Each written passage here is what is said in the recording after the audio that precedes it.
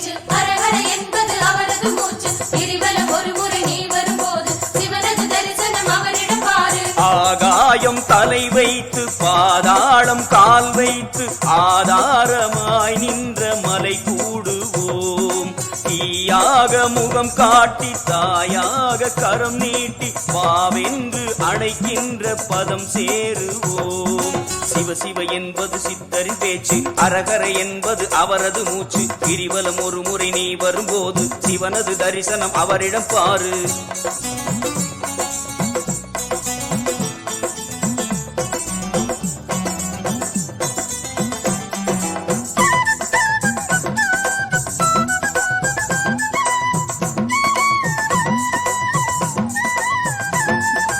ஆதிசங்கரியின் பாதியான சிவம் ஜோதியானதப்பா இங்கே ஊனமான மனம் ஞானம் தேடி வரும் காட்சிய பாரப்பா வேதம் நாளுமே காவலாகவே நின்றது காணப்பா அண்ணாமலையப்பா இதிலே ஆசை வையப்பா சிவ சிவ என்பது சித்தரின் பேச்சு அரஹர என்பது அவரது மூச்சு கிரிவலம் ஒரு முறை நீ வரும்போது சிவனது தரிசனம் அவரிடம் பாரு ஆகாயம் தலை வைத்து பாதாளம் கால் வைத்து ஆதாரமாய் நின்ற மலை கூடுவோம் சிவ சிவ என்பது சித்தரின் பேச்சு அரகர என்பது அவரது மூச்சு கிரிவலம் ஒரு முறை நீ வரும்போது சிவனது தரிசனம் அவரிடம் பாரு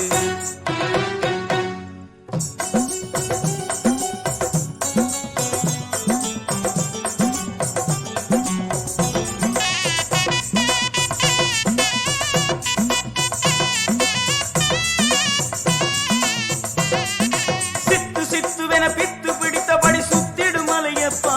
இதிலே முக்தி உண்டு என முண்டி அடித்தபடி கூடுது ஊரப்பா ஞான புழுதியை கால்கள் ருசிக்கவே இன்றே புறப்படப்பா அண்ணாமலையப்பா இதிலே ஆசை வையப்பா